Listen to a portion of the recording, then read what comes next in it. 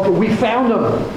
I found him. This is him, Bud Carson from Bud Carson's Pro Wrestling World in Allentown, PA. Thank you for letting us do all these great, well, I hope great, after chats with the Hurricane, Rosie, and Sonny right here. And this is one of my favorite places in the world. I love coming here. Thank you, Bill. With no further ado, I would like to introduce you the WWE Hall of Famer, the diva who started it all, Sonny. Watch this magic, because I'm going to snap my fingers and he's going to change into Sonny. Watch this. Bud, that's incredible. You look so much better. Did you want to sit on this side? Yeah, I think so. Okay, we're going to change. Yeah, but this is amazing how Bud Carson just becomes people in the wrestling business. I twitched my nose like and Bewitched. And Come on in this way. all right. Were you a big Bewitched fan? I loved that show. I don't know. Was it? Maybe it was more your generation than mine. It might have been, but didn't you ever hear reruns? Yeah, I do. This is terrible. Bewitched, bewitched. I've got you. And I remember the song. I do. Anyway, welcome to Bud Carson. Bud Carson's. No, you get now. Can I have my soda? Okay. Thank you. I got musical sodas. Checkmate.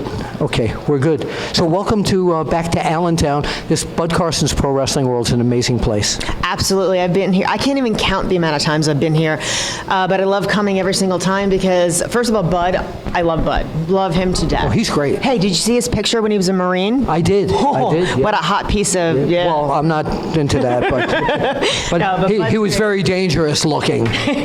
Bud's great. Everyone that works with him are fabulous people, and of course all the fans that come out as well. Yeah, and he could have been the star of the movie The Marine. They never even thought of that. Huh? You know what, he could. Yeah. I would have liked to have seen that. So we have you here. Now you know what you're going to have to do is, like, when you air this, you're going to have to put the clip of the picture so everybody knows what we're talking about. Oh yeah. But I'm sure Bud has a copy of that. So several things I wanted to open up with besides saying that you look great, and I'm so glad you're here. And we're going to talk about what you've been through recently.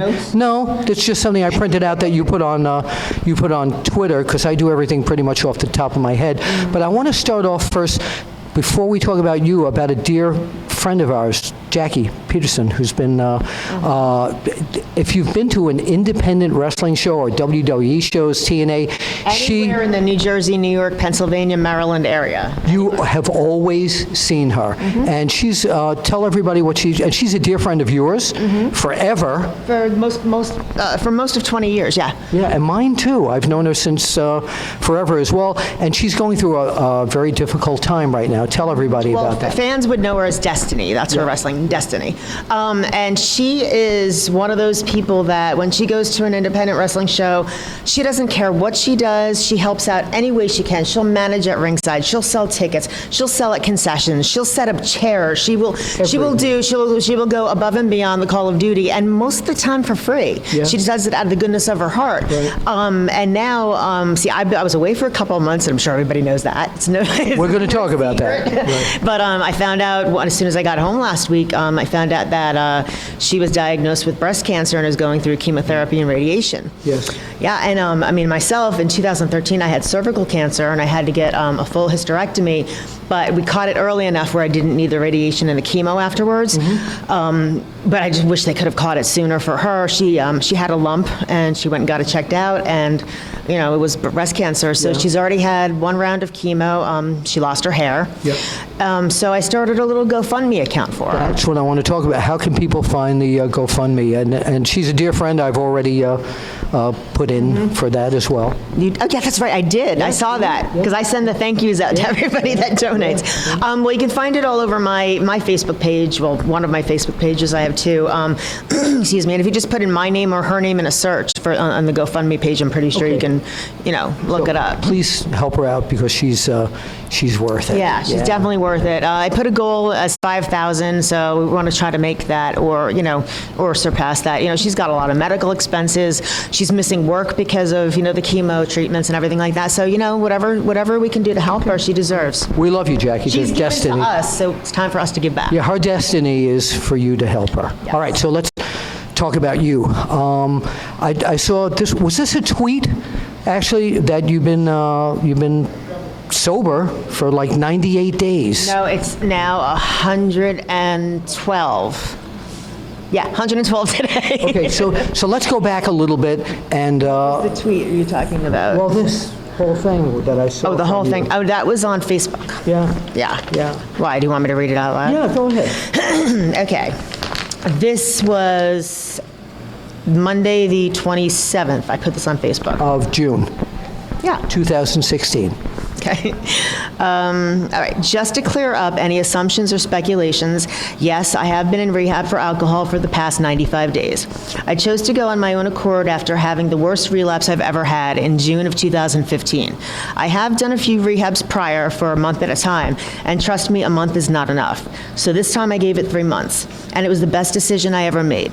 The people at Retreat at Lancaster County in Pennsylvania and Mountainside Treatment Center in Connecticut gave me the courage, strength, and hope to change my life for the better.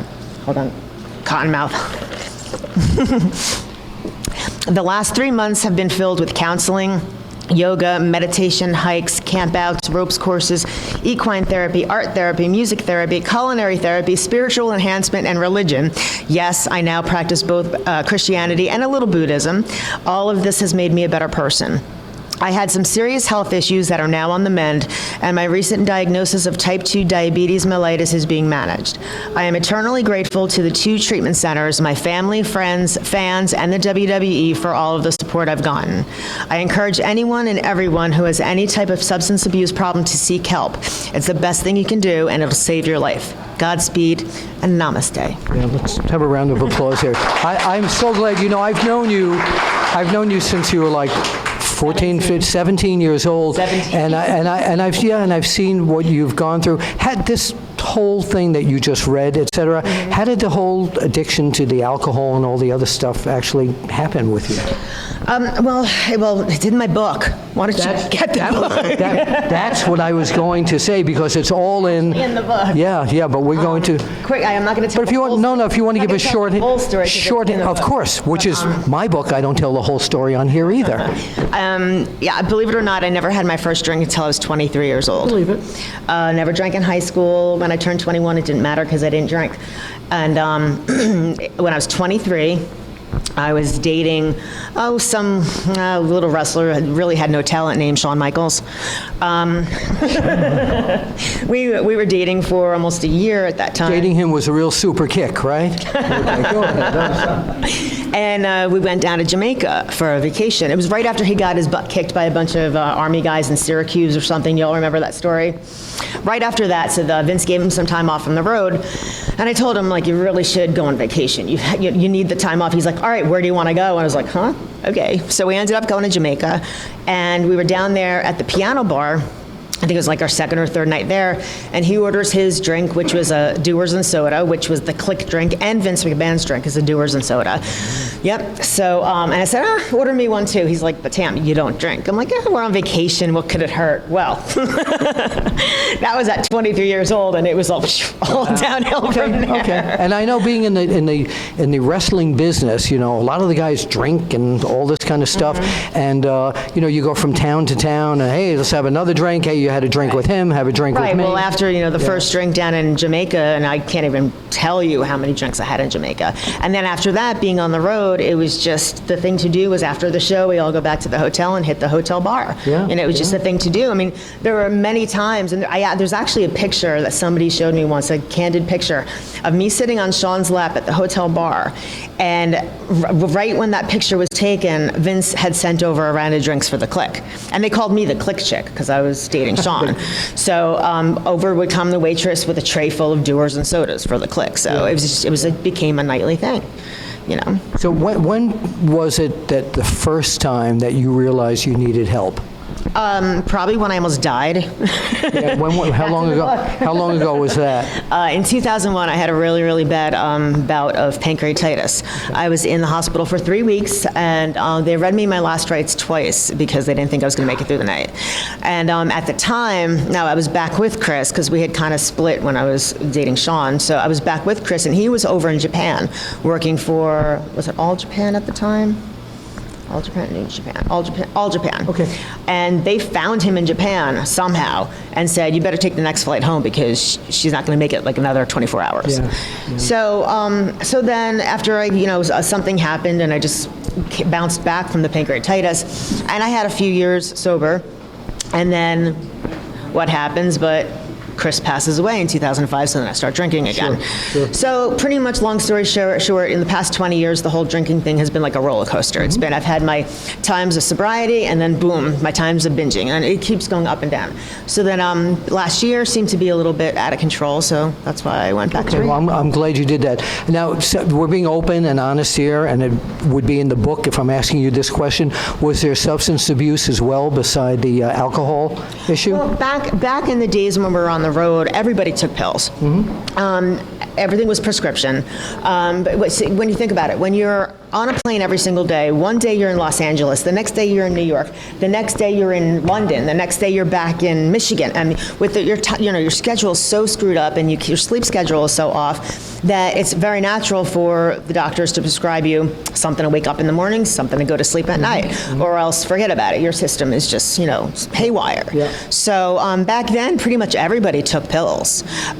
We did have random drug tests back then, but if they needed you, you passed with flying colors. Yeah, so it was part of the lifestyle. Yeah. Actually, it was like the old sex, drugs, and rock and roll. So As far as like recreational drugs, I've never done it. I've never even smoked pot. Okay. But yeah, give me a bottle of vodka and I can down that son of a bitch. But I'm that with orange Fanta, actually. But, and it's been so funny because like years ago, I actually got rid of my computer for a couple of years at a time because I used to read these horrible things saying I was a crack addict and a heroin junkie. I've never even seen either one. I've never even smoked pot, and I used to read the stuff about myself.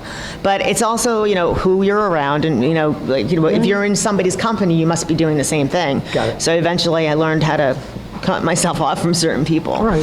So one of the things I wanted to talk to you about also is about an hour ago here at Bud Carson's Pro Wrestling World in Allentown, Pennsylvania, you showed me a photo on your phone of you with someone I saw here about 7 months ago, and that was Chyna. Yeah, that was Sent my Chyna. sister to get my phone. That was Chyna. Yep. And tell me, we were talking, I said, wow, that's amazing. Tell everybody here what you told me about that, about you speaking with Chyna. Well, she and I, we were, there we go. I'll pull up the picture. She and I were very close when we worked together down down in WWF at the time. The other girls really didn't take to her as much, but she and I just naturally got along well. I was actually the first person she came to. She goes, "Can I talk to you about something?" I'm like, "Yeah." She pulls me in an empty locker room and pulled her shirt up, and one boob was flat. So she was like, "What do we do?" I'm like, "Call your doctor." Yeah. But and then of course we lost touch over the years, and then we got back in touch a few years ago when we did a San Francisco convention together, and that's what this picture is from, if I can find the picture. And there's the picture. Now, can someone actually bring this up to the camera? Someone in the audience here? Just stand up and just bring it close to the camera, right? Probably. Yeah, well, we good? Where somebody else is... 10 years that we didn't see or talk to each other until... Can you see that okay? Okay. Until that convention. Yep. And then since then, we kept in touch. But over the last year, we got really, really close. We were FaceTiming every single night. She was in California, of course. I'm on the East Coast, so it was very normal for my phone to start ringing at 4 a.m. because it's only 1 for her, and I wake up and we sit on the FaceTime for an hour. Yeah. And I don't like to talk bad about people who are gone, but every time we were FaceTiming, she was pretty messed up. She was obviously drunk, and she openly admitted it. And and I told her that I was planning on going back to rehab. It was probably about a month before I went in, and I even said to her, I said, "Joni, why don't you come with me?" I said, let's go have fun, make something, have a little fun with it. I'm going for 3 months. Come with me, And she was like, "No, I'm all right. I got it under control." And I was like, "Okay, Joni, just don't want anything to happen to you." And then I go to rehab, and then it happens while I'm in rehab. So sad, so sad. So it's kind of like I feel guilty almost, because if she was with me. Yeah, but it was her choice not to be. Okay, so now another thing that is probably in the book, of course, and where can, Star Shattered, and we'll have a nice picture of this up on here. Where can people get the book, by the way, before I ask you the next question? Well, you can get it at bookstores. If they don't have it on the shelf, just ask at the counter, they can order it, or Amazon has it as an ebook and in print. Right. The publisher itself, RiverdaleAvenueBooks.com, you can order straight from the publisher, pretty much anywhere. Okay, Okay, so one of the things I wanted to talk to you about, because I get emails about you, and I know you have a ton of fans that are very loyal, but then there's the other group of, oh, that slut, she does porn on the internet. Address that, would you please? You know, I've always been like that. Well, not always, but in my 20s, I used to really care what people thought about me. Okay. I used to get upset like I said, I got rid of my computer for a couple of years because I was tired of reading I'm a crack addict, and it used to upset me. I used to cry over this stuff, and then I got to a certain age, I was just like, you know what? As long as they're talking about me, who Spell cares? my name right. Who cares what they're saying? Because any publicity is good publicity. And people, like even on Twitter, people always say, oh my God, how do you deal with the haters? And you know, I welcome the haters, and this is why. People who bash me and say nasty things about me, they don't realize that they're basically like my employees, but I'm not paying them. They are my free publicity. They are my free marketing team. And they have no idea. They don't even realize they do it. And the more people talk about me, the more my name is out there and the more relevant you are. So I welcome the haters. So what are you doing in the adult industry at I'm this not doing point? anything in it. It's not like I'm a full-time porn star. Right. It was one celebrity sex tape. That was it. Yeah. But yeah, everybody was making such a big deal over it. It's like, so Aren't you what? doing something with Skype with people or something? I That's do sort of, Skype video chats, and you know, just most of the time, I will admit the guy just whips out his whoa, thing and yes, does his okay. thing. But you know, Unbelievable. as long as it's on the other side of the computer screen, I don't really do. Then it's all right. Really don't. I know you think about this every day, so if I said right now, Chris Candido, What about him? tell us what you think about him every day. Well, you know what's funny, and I always get teary-eyed when I talk about it. He was a dear friend of mine, You know too. what's funny? I only realized this while I was in rehab because, you know, we talk over, you know, how many days sober and what's your sober date. And the first time somebody said, what's your sober date? And I pulled out a calendar, I was looking, I went, holy shit, my sober date is his birthday. Really? Total Wow. coincidence.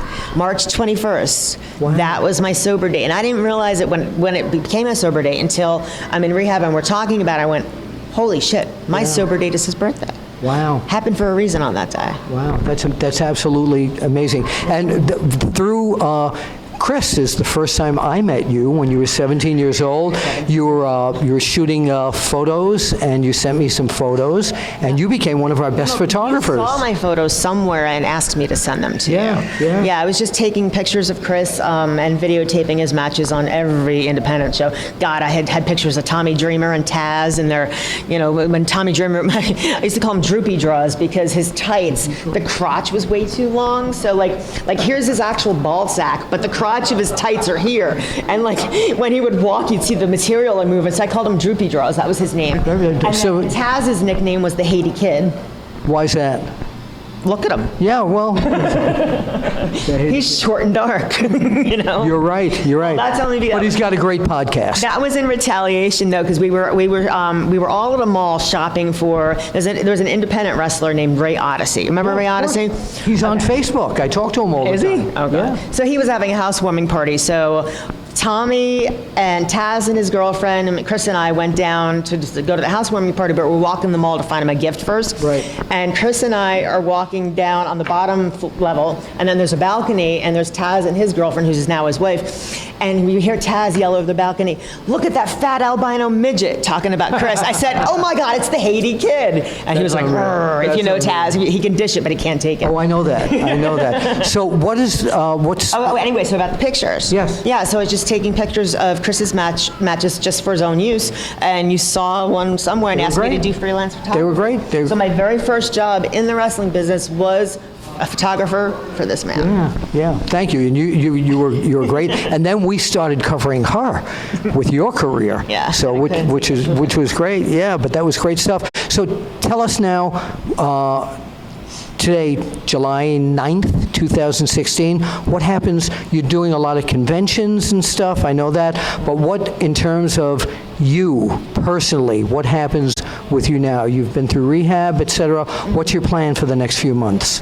Well, the next few months are just jam-packed. I took about 2 years off of all the conventions because after a while, there's only so many autographs and pictures that fans can get with you. You know what I mean? So I took 2 years straight off of every convention. I haven't done Legends of the Ring or Big Event or anything in probably just over 2 years. So when I came out of rehab last week, I put up on Facebook, "Hey, I'm taking bookings," and it was just like got flooded in. So now through the end of November is just jam-packed. It's like every weekend there's But something. what about your health, et cetera, moving forward? Health is great, yeah, because I had another bout of pancreatitis back in February. I was in the hospital for 10 days. And pancreatitis, it's inflammation of the pancreas, and the cause of it, and it's the only cause of pancreatitis, is excessive alcohol consumption. So I was back in the hospital. It was my 12th bout of pancreatitis, and the doctor's like, you got to stop drinking. I said, well, I'm actually going back to rehab because the plans were already in the works. And he said to me, he goes, well, listen, he goes, if you drink when you get out of rehab, you're not going to see 44 years old, and 44 is December. I was like, oh, okay, I think I want to live past December. Yeah, wouldn't we all like to see that? So, Yeah, so basically, it was, there's no margin for error. There's no wiggle room here. It's just do or die, so. Well, you do the do. Yes. Period, the end. Before we open this for a few questions for here, what's your relationship like with the WWE currently? It's great. They supported me through my rehab. I had a really good health insurance that paid for my first month, and I wanted to do 3 months, and they graciously picked up the second 2 months. Great. And it's not cheap, believe me. That's great. It's really not cheap. I'm sure. But they've always been supportive, and like people were saying, oh, because I made the video for Vivid that the WWE would never have anything to do with me. You can't say that about a company that you don't even know. You know what I mean? Fans assume things. They all speculate. Yeah, it's like anything I've ever done that might be frowned upon by the WWE, where people think of. There's never any repercussions because they've always been supportive. Right. People out they're there. always there for you. People out there think they know what the powers up in Titan Towers are thinking. And they have no idea. And they don't. We have time for a few questions. Anybody here have a question? Yes, sir. You kind of brought it up, but what was the most unusual or different story, rumor that you heard about? The most unusual or different story you ever heard about yourself? What were you allegedly doing? Well, one was, there's one thing, I read it on Wikipedia, because Wikipedia, anybody can write anything. There's no factual thing. I read on Wikipedia that I got fired from the WWF because I called Linda McMahon and told her I had a miscarriage. That's not true? No. I've never had a miscarriage in my life. So I was like, oh, when did this pregnancy and miscarriage happen that I don't remember? That's one crazy thing. I've also heard that I had an affair with Ahmed Johnson and Ron Simmons at the same time.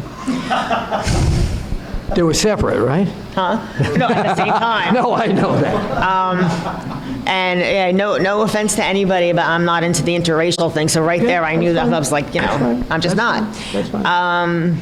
What else? Oh God, there's just so much. Are we still taping okay, by the way? You're a production guy. Okay, just go ahead. No, there's just been so many crazy things. Like 95% of what you read on the internet is false. Yeah, a lot of it's, I call it shtickopedia. Yeah. Because So, you can do any kind of shtick on And there. what I hate about it too, I hate reading things that aren't true. So I'll write to these websites and like, if you want a story, just ask me. I'll give you something juicy. Just don't write bullshit. See, you just hit upon something, because a lot of people say to me, how can I get where you did, and I'm on the internet doing this, and I tell them, just don't piss anybody off. Just go in. If you need a story, you have to have the right source. Otherwise, don't write it. Well, we heard it. Don't write it. Another question. Yes, sir. What was your favorite match or moment in WWE? Favorite match or moment in the WWE?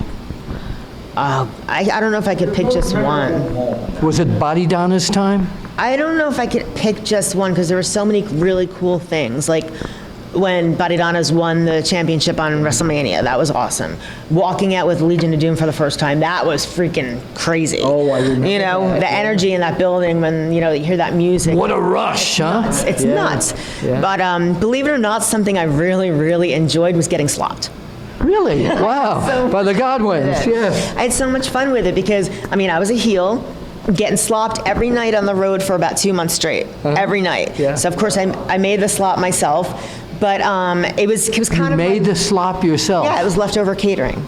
Salad. You wonder what salad, happens to the food. Give to the poor? No. It was Slop. salad, bread, and water, so I'd make it myself. But you got to understand, it was my payback time because I was a heel. Fans, some of the women especially wanted to kill me.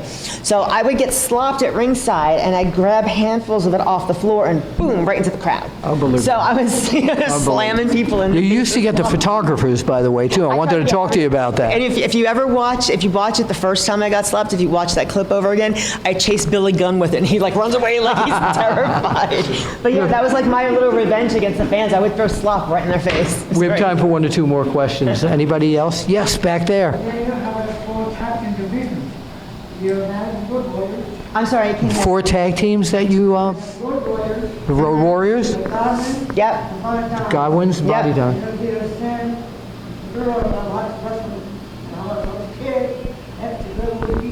He saw you when he was a kid in ECW, yeah?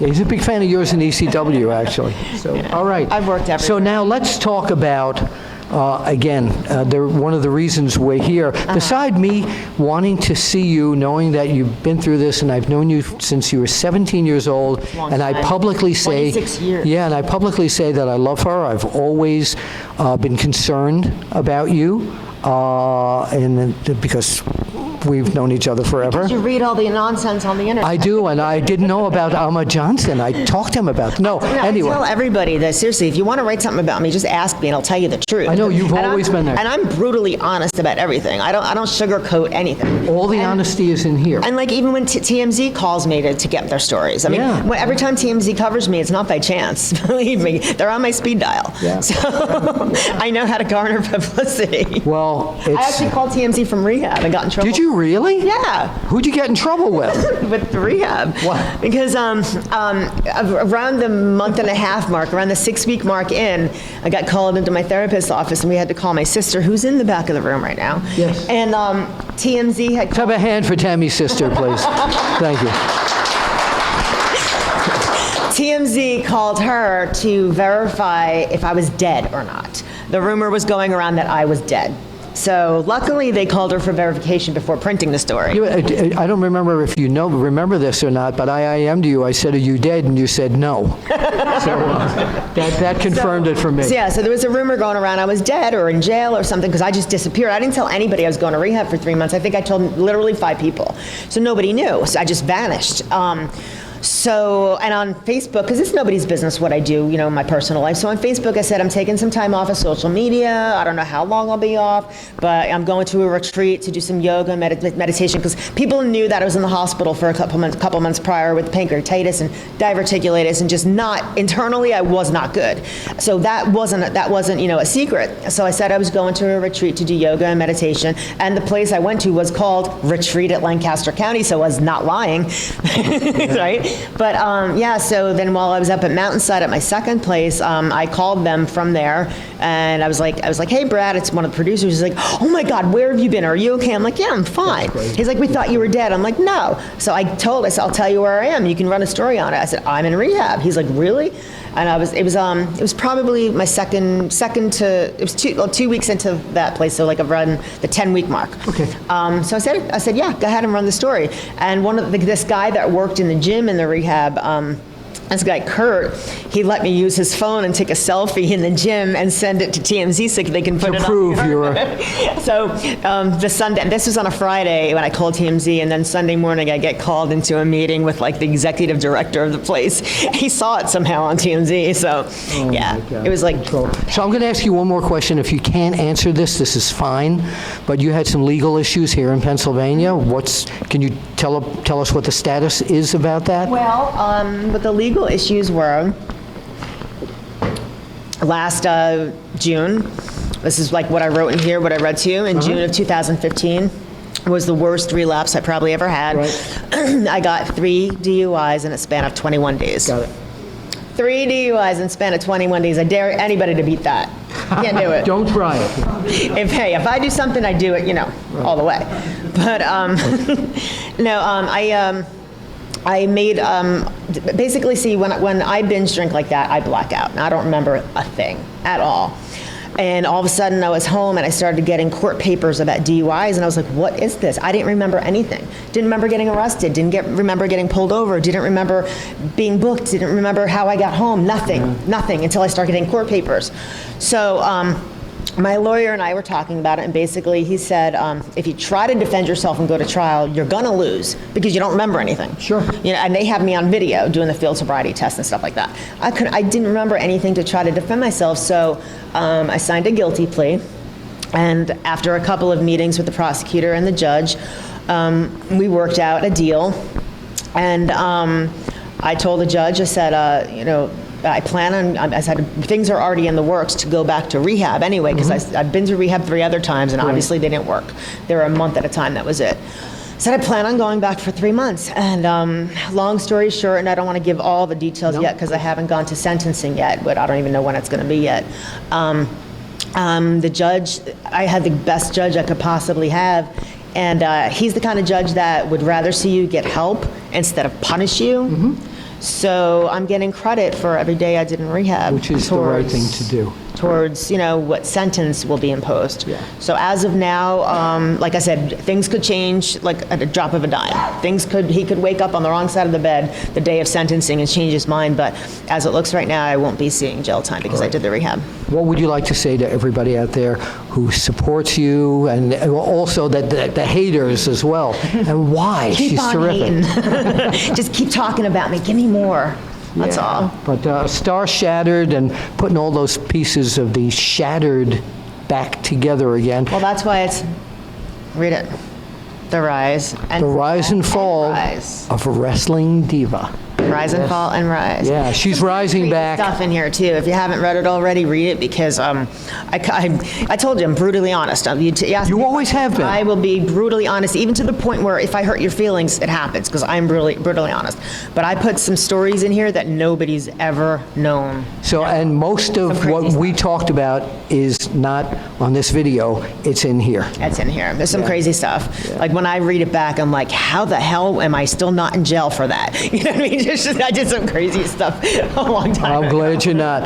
Tammy, thank you so very much. It's been great to be here with. Can we have a nice hand for her for agreeing to do this today? And where can people find you on social media if they want to book you or whatever? Facebook, I have 2 pages. One is under... I'm saying booking, by the way. We're not talking about the legal thing now. We're talking about socially. All right. Exactly. One Facebook page is Tamara Lynn Sytch, my full real name. That became full, so then my second page is just Tamara Sytch, no middle name. You can pretty much tell which are the fakes and which are my pages. Just look at the mobile uploads. You can tell it's from my cell phone. And then on Twitter, it's WWEHOFER Sunny. All right.